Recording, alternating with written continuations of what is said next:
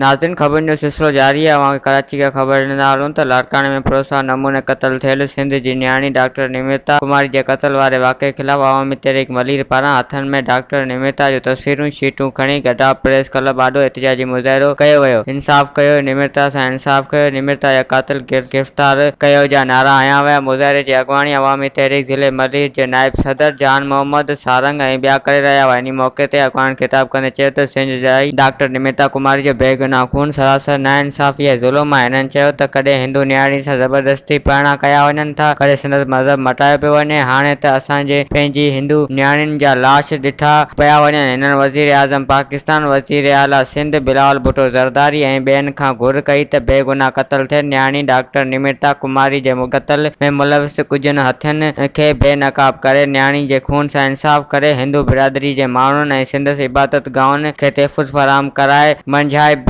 बेचैनी ख़त्म कई वञे। वधीक ख़बरनि ऐं तफ़सील जे लाइ विज़िट कयो असांजी वेबसाइट awamiNewsHD.com ऐं ॾिसंदा रहो अवामी न्यूज़ HD।